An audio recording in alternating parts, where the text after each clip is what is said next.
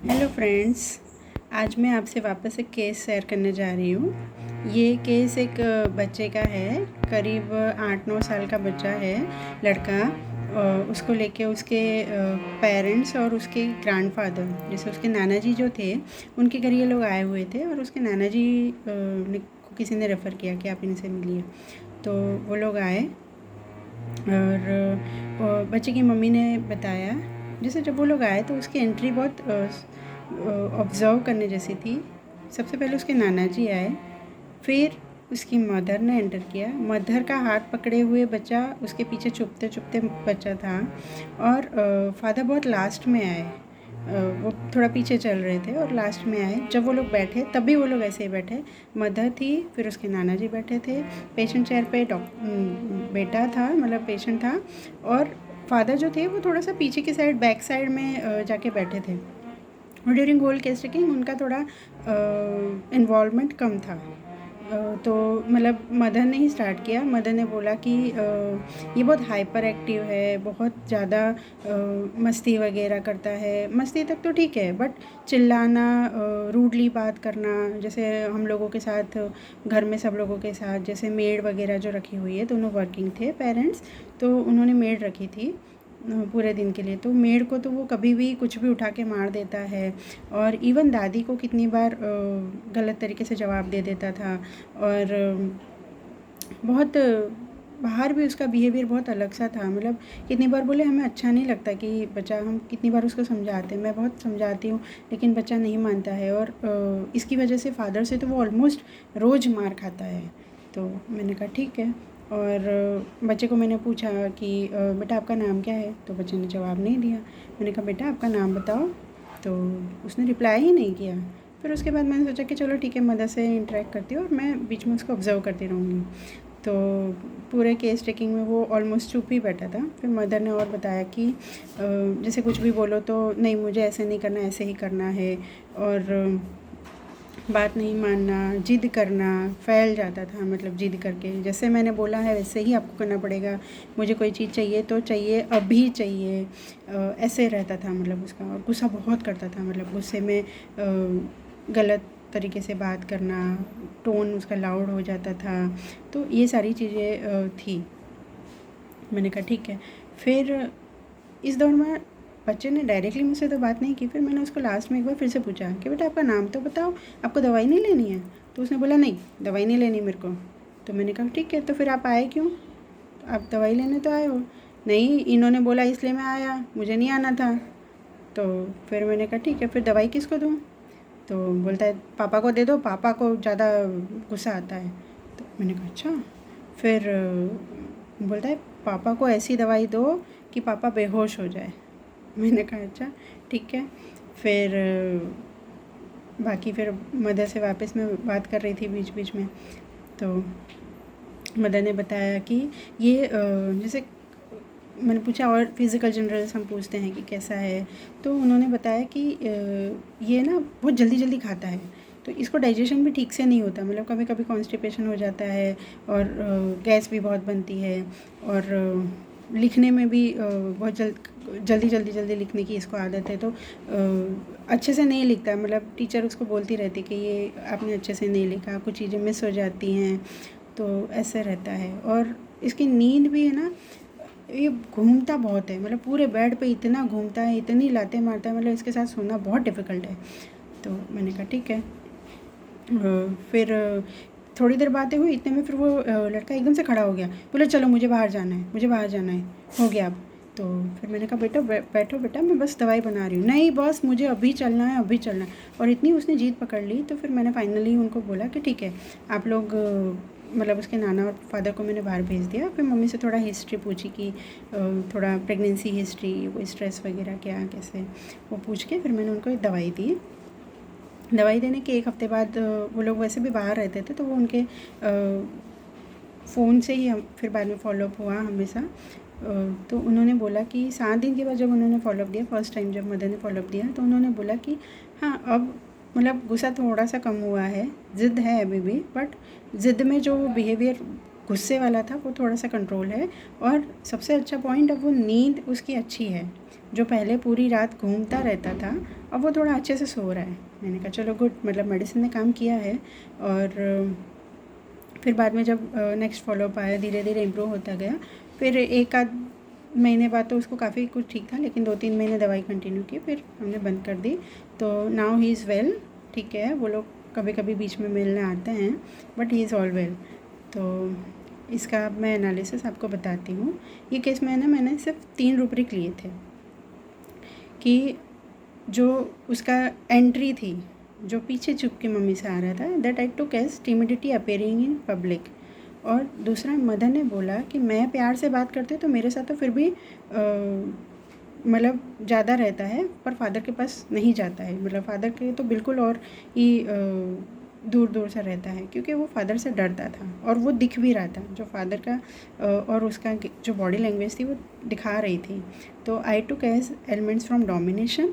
And दूसरा, clinging children always take mother's hand. मतलब lycopodium दिया था मैंने इसको, लाइकोपोडियम 200। तो ये लाइकोपोडियम का केस था। इस केस में थोड़े से और रूब्रिक हम ले सकते हैं रेट्रो में अगर करें तो, जैसे कि हरी वाइलेटिंग, जो उसकी मदर ने बोला जल्दी जल्दी खाते हैं, क्योंकि हमने पहले भी पढ़ा है फिजिकल्स में, हम उसी पे लाइकोपोडियम देते थे। जैसे गैस होता है, 4 to 9 PM aggravation, digestion disturb रहता है, तो ऐसे केस में हम देते थे। तो इसका भी यही था कि हरी वाइलेटिंग मतलब जल्दी जल्दी खाता था। और दूसरा कि कॉन्ट्राडिक्शन डिस्पोजिशन टू, मतलब हर चीज़ में उल्टा जवाब, कॉन्ट्राडिक्ट करना, मतलब जो हमने बोला उसे उल्टा करना, disposition to contradict.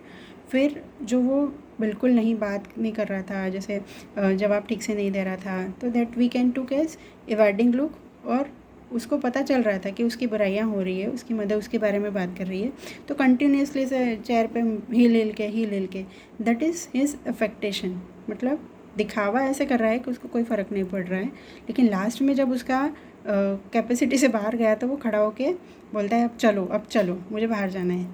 That we can to case evading look and escape attempts to. मतलब जहाँ उसको लगता है कि उसकी ऊपर नज़र रखी जा रही है या उसकी कमज़ोरी पर नज़र आ रही है, तो वो इवाइड कर देता है, मतलब उससे नज़र हटाने की, ध्यान बटाने की कोशिश करता है।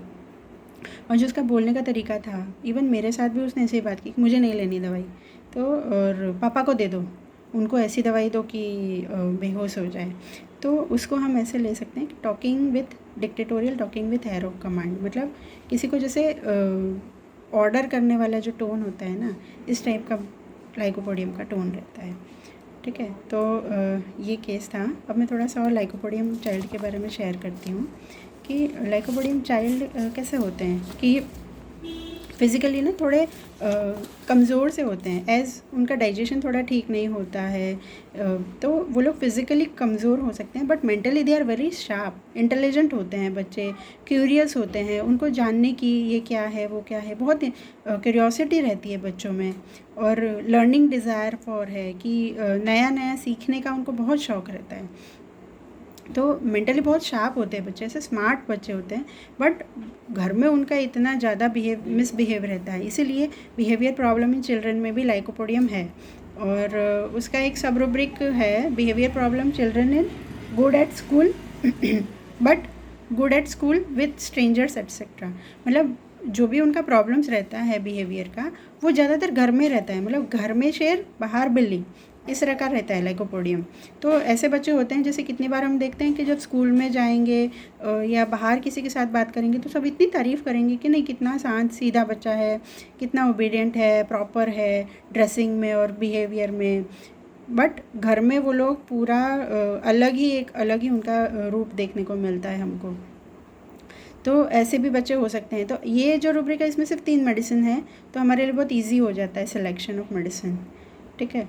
फिर जो बिहेवियर प्रॉब्लम जो घर में होता है, तो लाइकोपोडियम का जनरली क्या होता है कि वो लव ऑफ पावर में, उसको चाहिए पावर कि सब लोग मेरी सुने, डिक्टेटोरियल है, इगोइस्टिक है, हॉटी है, dictatorial talking with arrow command, जो मैंने बोला वो होना ही चाहिए, कॉन्ट्राडिक्शन डिस्पोजिशन कि अपोज करेगा, एब्यूजिव इंसल्टिंग चिल्ड्रन, पेरेंट्स को इंसल्ट करेगा, या कॉन्ट्रारी विद द पेरेंट्स, मतलब पेरेंट्स के अपोजिट ज़्यादा जाएगा, कॉन्ट्राडिक्ट करेगा। नहीं, ऐसे जो पेरेंट्स ने बोला उसे तो उल्टा ही करेगा, उसको बोलेंगे खा ले तो नहीं खाना है, और अभी मत खा तो नहीं, खाना ही खाना है।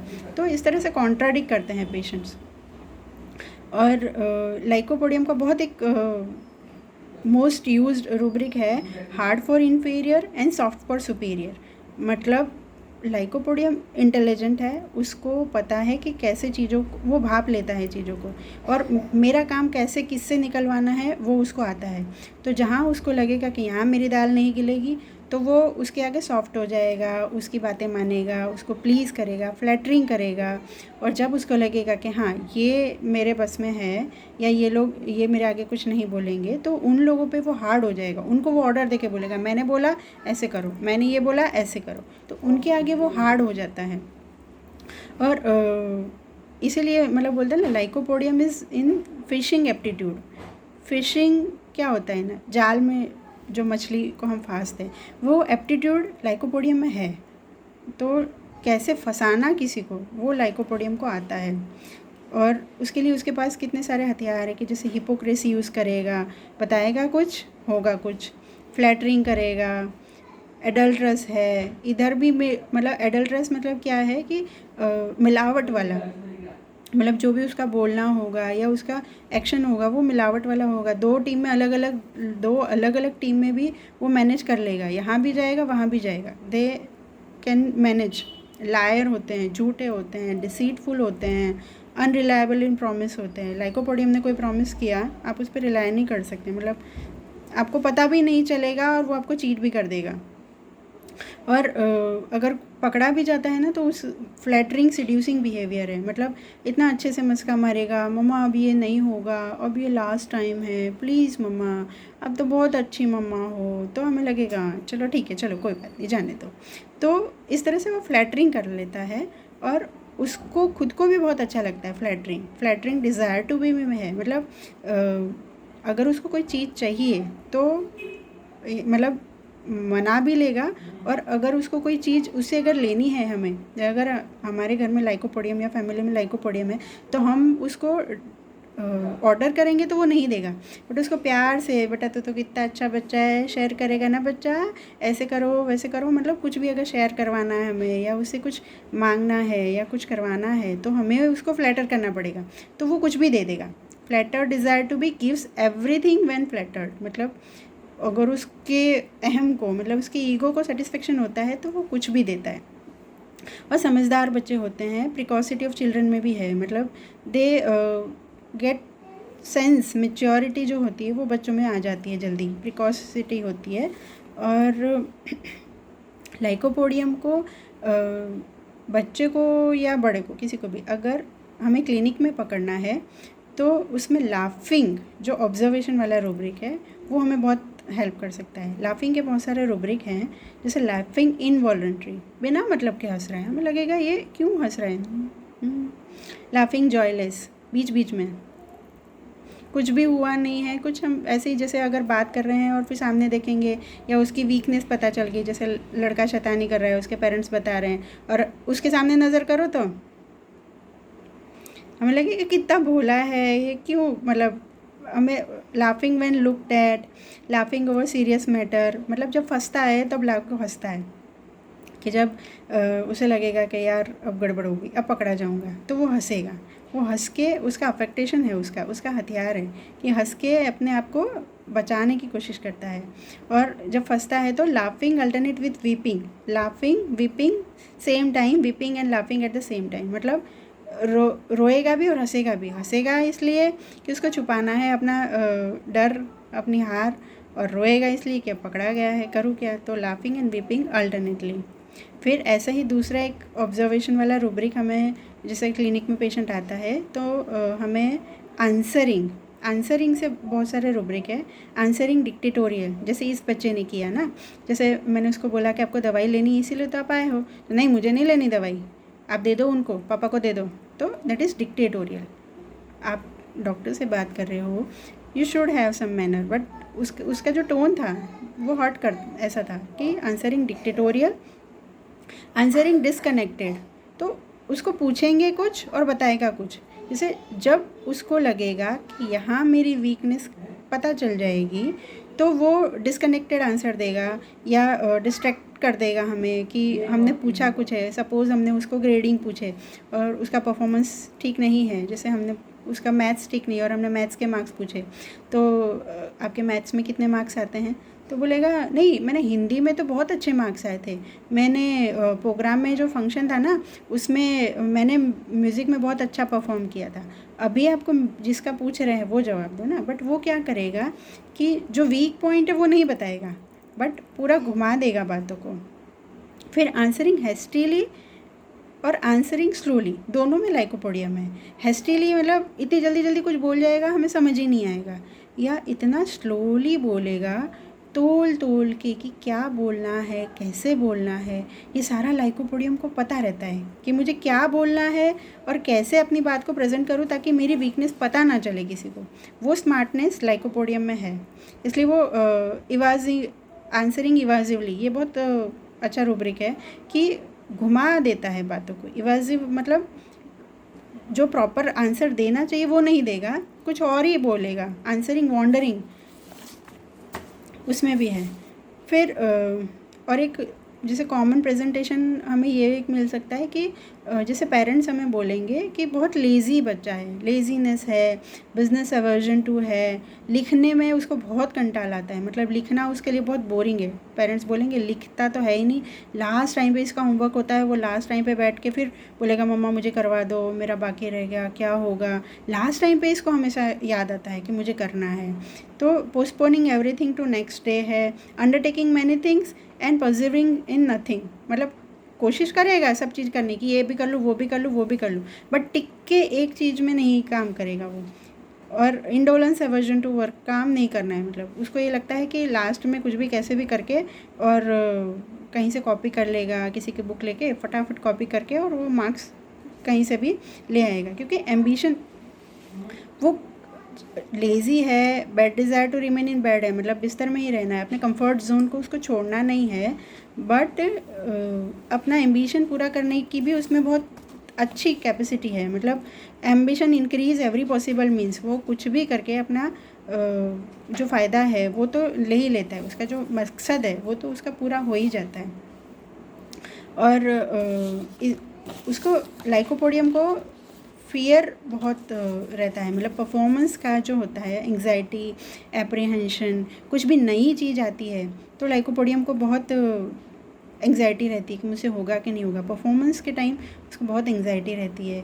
Fear new enterprise of taking of, मतलब कुछ भी नया आया, fear of stranger, new idea aversion, fear new persons, fear new situation, कुछ भी नया आता है तो लाइकोपोडियम को डर लगता है क्योंकि वो उसको जानता नहीं है। बट जब वो उसको अच्छे से जान जाता है फिर उसके बाद उसको डर नहीं लगता, वो पहचान जाता है या तो वो हार्ड फॉर सुपीरियर या सॉफ्ट